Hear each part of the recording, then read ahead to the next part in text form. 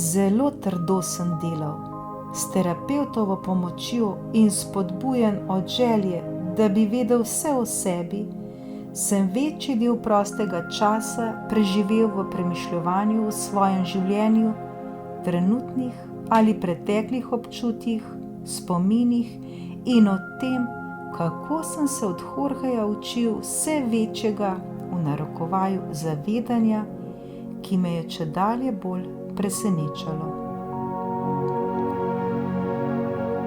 Toda ni bilo vedno lahko.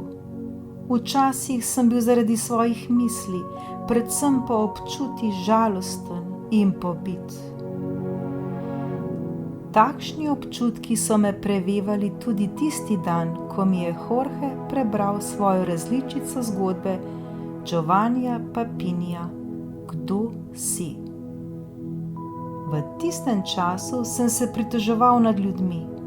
Ni mi bilo jasno, kaj se dogaja, toda zdelo se mi je, da drugim ne gre zaupati. Nisem vedel, ali si vedno izbiram napačne prijatelje, ali pa so ljudje drugačni, kot sem sprva mislil. Kar naprej sem koga zaman čakal, pa ga ni bilo.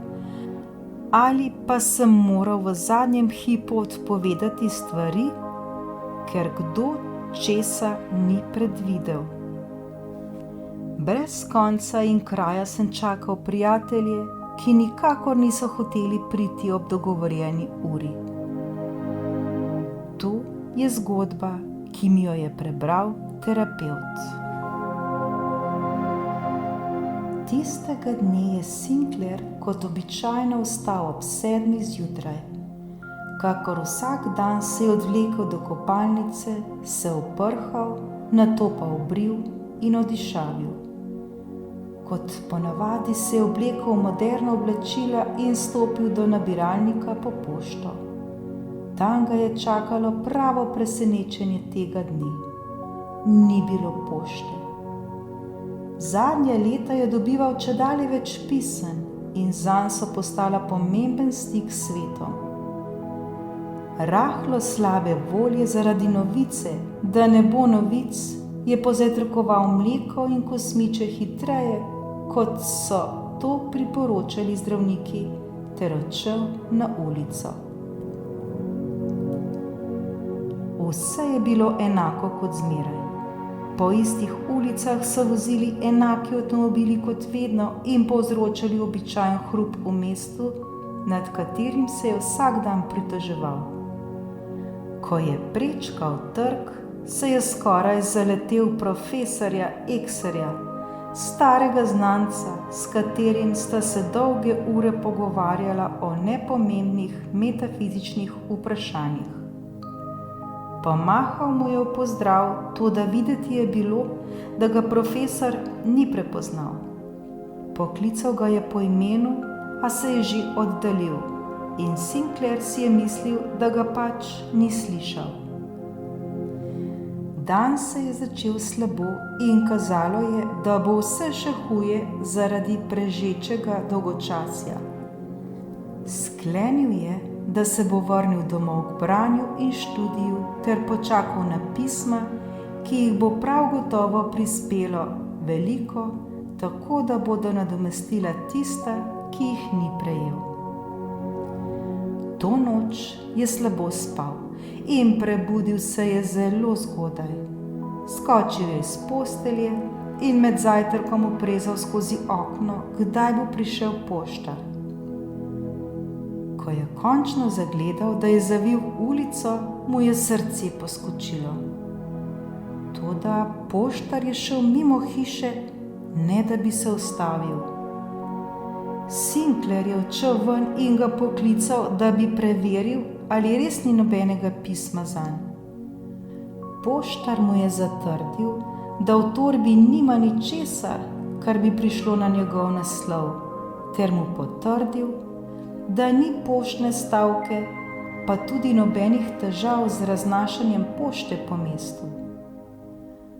To ga ni pomirilo. Prej nasprotno, še bolj ga je začelo skrbeti.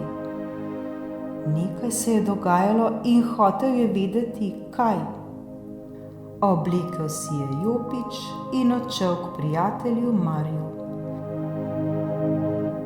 Takoj, ko je prišel, je prosil skrbnika, naj ga najavi, sam pa je počakal v prijateljevi dnevni sobi. Mario je kmalu prišel. Sinclair je široko odprl roke, da bi ga objel, odgovor pa je dobil vprašanje. Oprostite, gospod, se poznava? Sinclair je mislil, da gre za šalo in se je zato prisiljeno nasmehnil ter prijatelju rekel, naj mu raje postreže kozarček. Zgodilo se je nekaj neverjetnega. Mario je poklical skrbnika ter mu ukazal, naj neznanca vrže na cesto. Sinclairja je to tako iztirilo, da je začel kričati in psovati, s tem pa dal še dodaten razlog služabniku, da ga je grobo vrgel skozi vrata. Na poti domov je srečeval sosede, vendar se te niso zmenili zanj ali pa so se vedli, kot da je tujec. Pomislil je, da so proti njemu skovali zaroto, ker je napravil neznano napako, ki je zadevala celotno družbo, zato ga je zdaj ta ravno tako zaničevala, kot ga je še pred nedavnim spoštovala. Naj si je še tako prizadeval, pa se ni mogel spomniti nobenega dejanja, ki bi ga drugi lahko imeli za žalitev, še najmanj pa česa takega, kar bi zadevalo vse mesto. Še 2 dni je preživel v hiši in čakal na pisma, ki nikakor niso hotela priti, ali na obisk katerega od prijateljev, ki bi, začuden zaradi njegove odsotnosti, potrkal na njegova vrata, da bi videl, kako je z njim. Toda to se ni zgodilo. Nihče ni prišel k njemu. Niti gospodinjske pomočnice ni bilo. Telefon pa je nehal delovati. Ko je spil kozarček preveč, se je 5. večera odločil, da bo odšel v bar, kjer se je vedno srečeval s prijatelji ter razpravljal o nepomembnih vsakdanjostih. Takoj, ko je vstopil, jih je zagledal za mizo v kotu, kjer so navadno sedeli. Debeli Hans je povedal isto šalo kot vedno in vsi so se smejali kot ponavadi. Vzel je stol in prisedel. Tako je zavladala smrtna tišina, ki je dala vedeti, da je prišlek nezaželen. Sinclair ni več zdržal. Mi lahko pojasnite, zakaj ste takšni z mano? Če sem storil kaj narobe, povejte, pa konec, a ne počnite več tega, sicer bom še znorel. Možje so se zabavljivo, a tudi nejevoljno spogledali. Eden od njih si je s prstom povrtal po sencih ter tako pokazal, kaj je s prišlekom narobe. Sinclair je znova zahteval pojasnilo. Rotil jih je in nazadnje celo padel na kolena ter prosil, naj mu pojasnijo, zakaj to počnejo. Samo eden med njimi je spregovoril. Gospod, prav nič nam niste storili. V resnici sploh ne vemo, kdo ste. Oči so mu stopile solze. Odšel je iz lokala ter se odvlekel domov. Zdelo se mu je, da ima noge težke kot cent. V svoji sobi je legel na posteljo. Ni vedel, kako in zakaj je postal neznanec, nekdo, ki ga ni. Ni več obstajal v beležnicah z naslovi svojih dopisovalcev, niti ne v spominu svojih znancev, prijatelji mu niso bili več naklonjeni. V njegovi glavi se je pojavila kljuvajoča misel, vprašanje, ki so mu ga postavili drugi in ki si ga je začel zastavljati tudi sam. Kdo si? je v resnici znal odgovoriti na to vprašanje? Poznal je svoje ime, svoj naslov, velikost svoje srajce, številko osebne izkaznice in še nekaj drugih podatkov, ki so ga določili v odnosu do drugih. Toda kdo je bil v resnici, globoko v sebi?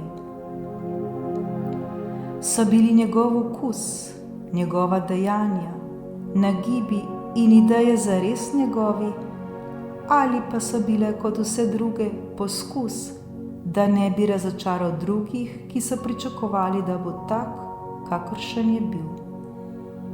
Nekaj je postalo jasno, ker ga nihče ni poznal, mu ni bilo več treba biti točno določen. Naj je tak ali drugačen, to mnenje drugih ne bo prav nič spremenilo. Prvič, po mnogih dneh je našel pomirjajočo misel. Lahko se vede, kakor se hoče, ne da bi pri tem moral iskati potrditev drugih. Globoko je vdihnil in začutil nov zrak v pljučih. Po žilah mu je zaplala kri, začutil je utripanje srca in se začudil, ker se prvič ni tresel. Zdaj je končno vedel, da je sam, da je bil vedno sam, zdaj je vedel, da ima le sebe. Zdaj se je lahko smejal in jokal, zaradi sebe in ne zaradi drugih. Zdaj je končno vedel, njegov obstoj ni odvisen od drugih. Odkril je, da je moral biti sam, da bi lahko našel samega sebe. Pomirjen je globoko zaspal in imel čudovite sanje. Prebudil se je ob 10 zjutraj ter opazil, da ob tej uri skozi okno sije sončni žarek in osvetljuje njegovo sobo s prekrasno svetlobo. Ne da bi se okopal, je odšel navzdol po stopnicah in si mrmral pesem, ki je ni še nikoli slišal. Pod vrati je našel cel kup pisem, naslovljenih nanj. Gospodinjska pomočnica, ki je bila že v kuhinji, ga je pozdravila, kot se ne bi nič zgodilo. In zvečer se je v baru zdelo, da ni nihče opazil tiste grozljive, nore noči. Nihče ni vsaj ničesar pripomnil. Vse se je vrnilo v ustaljene tirnice. Vse razen njega, na srečo, njega, ki mu nikoli več ne bo treba nikogar prositi, naj ga pogleda, da bi vedel, da je živ. Njega, ki mu nikoli več ne bo treba prositi nekoga drugega, naj ga določi. Njega, ki se ne bo nikoli več bal, da bi ga zavrnili. Vse je bilo enako, le ta moški ne bo nikoli več pozabil, kdo je. In to je tvoja zgodba, Demijan, je nadaljeval Bajsi. Ko se ne zavedaš svoje odvisnosti od pogleda drugih, živiš drhte, ker se bojiš, da bi te zapustili, saj si se tako kot drugi naučil bati. Cena za to, da se ne bojiš, je poslušnost, je biti to, kar nas drugi, ki nas, v narekovaju, tako zelo ljubijo, silijo, da bi bili, počeli in mislili.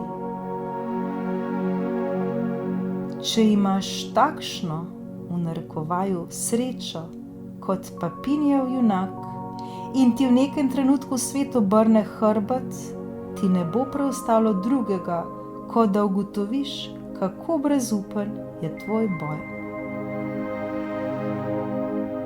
A če se to ne bo zgodilo, če imaš, v narekovaju, smolo, da te sprejemajo, hvalijo, tedaj si prepuščen svojemu lastnemu občutku svobode, prisiljen si se odločiti, poslušnost ali samota.